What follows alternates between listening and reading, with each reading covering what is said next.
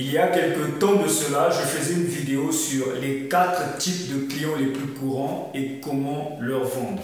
Parmi ces 4 types de clients, il y avait ceux que j'ai appelés les clients de l'enfer. Et comme tu peux le constater, c'est le type de client que tu devrais à tout prix éviter. Dans cette vidéo, je te propose des signes à détecter pour les identifier plus ou moins avec précision. Voici donc 6 signes que tu fais face à un client de l'enfer.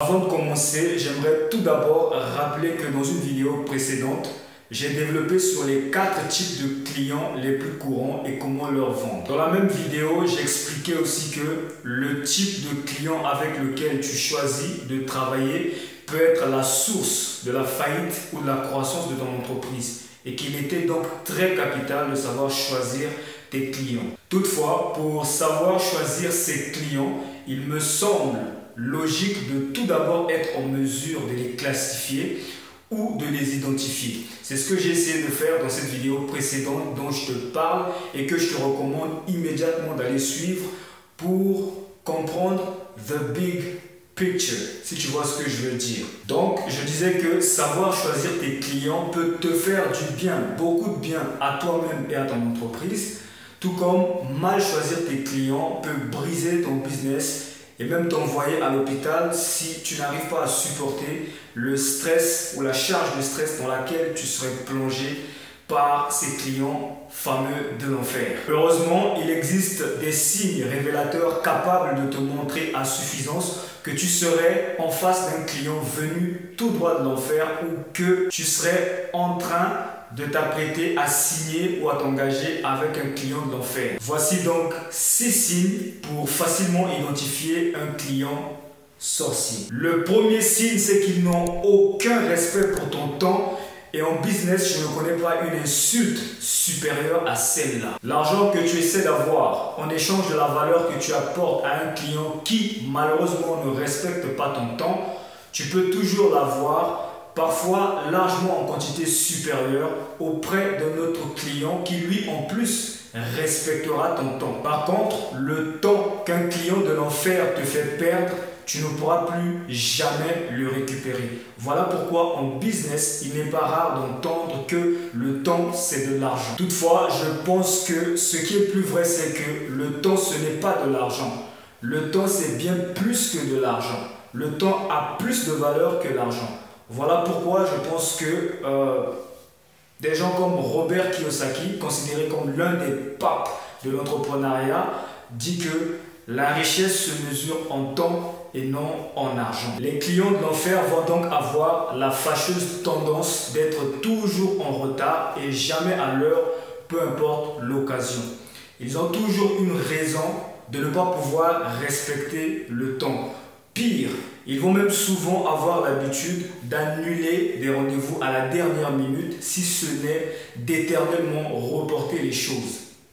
Il est donc clair qu'ils ne respectent pas ton temps, mais le message subliminal que cela insinue, c'est qu'ils ne te respectent même pas toi-même en tant que personne. Ils n'ont pas honte de t'appeler à des heures non appropriées pour le travail. Ils t'interrompent de façon intempestive et t'exigent littéralement de leur répondre immédiatement. Toutefois, lorsque tu as besoin d'eux à ton tour pour, par exemple, signer un document, un contrat, une facture ou réclamer un paiement, ils vont prendre une éternité, voire disparaître pendant très longtemps avant que tu n'aies des nouvelles d'eux. Tout cela combiné au fait que ton temps est la chose la plus précieuse dont tu disposes. Quel est l'intérêt pour toi de continuer à t'associer avec de tels partenaires, prospects ou clients? Laisse-moi un commentaire en bas pour me dire. Le deuxième signe, c'est qu'ils ne respectent pas la valeur que tu leur apportes. Ils sous-estiment ton expertise, quitte à vouloir même te dire ou t'imposer comment tu vas faire ton travail. Ils veulent te contrôler dans l'objectif ultime uniquement de t'étouffer, créant ainsi les conditions pour que tu ne puisses pas être en mesure de faire ton travail correctement. Et malgré ça, tu sais quoi? Ils ne sont jamais contents, peu importe ce que tu fasses, et même lorsque tu commets l'erreur de suivre aveuglément ce qu'ils te disent, et ils sont toujours déçus de toi. Tout ce qu'ils savent te dire, c'est qu'ils ne sont pas contents ou satisfaits. Pourtant, ils sont toujours incapables de te dire concrètement ou de te donner concrètement les raisons palpables de leurs insatisfactions. Ils sont incapables de te faire de simples remarques constructives. Résultat, tu es toujours confus. Maintenant, on va faire un petit parallèle. Si tu as une femme ou une copine comme ça, tu la quittes ou tu la gardes? Laisse-moi un commentaire. Le troisième signe, c'est lorsque tu as eu des échanges apparemment concluants avec un prospect sur une longue période, mais que ce dernier s'abstient éternellement à signer le contrat. Je ne sais pas pour toi, mais pour moi, cela prouve à suffisance que tu serais en face d'un prospect difficile, pour ne pas parler d'un parvenu de l'enfer qui prendrait plaisir à te faire perdre ton temps. L'autre cas de figure, c'est que tout s'est relativement ou très bien passé jusqu'à la signature. Mais que juste après la signature, les problèmes commencent. Ils commencent à inventer des histoires insensées pour te faire perdre du temps et ne pas payer pour que le contrat débute malgré les nombreux mois que vous avez passés ensemble à négocier et ficeler les choses pour arriver même jusqu'à la signature. À ce stade, il n'y a rien à faire. Tu es en face, tu es bel et bien en face d'un client sorti tout droit des entrailles de l'enfer. Le quatrième signe, c'est qu'ils ont du mal. Ils ont souvent du mal à respecter l'entente de départ.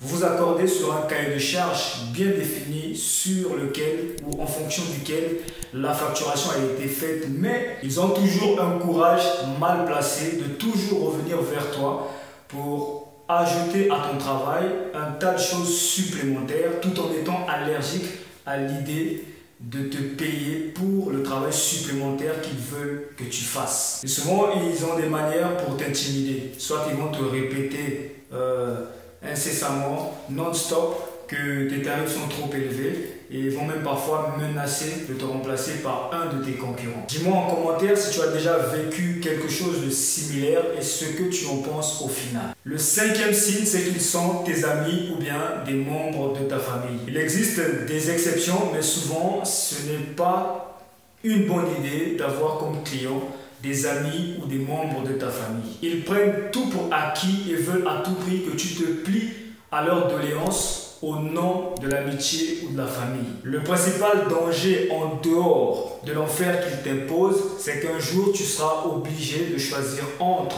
la famille et le business ou entre le business et l'amitié. Le sixième signe, c'est qu'ils veulent aller trop vite. Dans ce genre de cas-ci, ils vont vouloir que tu fasses un travail en une semaine alors que cela demanderait normalement 30 jours ou plus. Ainsi, ils vont avoir des attentes exagérées et si tu ne fais pas attention, cela va mettre sur toi une pression inutile, surtout si ils ne sont pas en mesure de payer comme tu l'entends. Et dans ce genre de cas, il faut souvent très bien réfléchir avant de t'engager parce que toutes les conditions sont généralement réunies pour que tu échoues ou que tu sois déçu à la fin.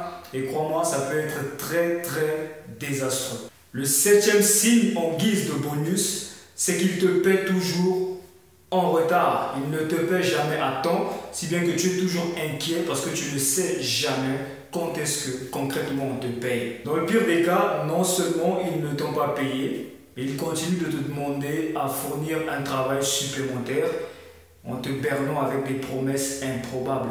Maintenant, comment veux-tu réussir en business si 99% de tes clients te traitent ainsi? Laisse-moi un commentaire. Et si tu veux savoir comment mettre en place un système qui va t'aider à rester à l'abri de ce type de clients, clique sur le lien qui se trouve dans la description pour que je t'envoie une vidéo secrète où je te révèle tout.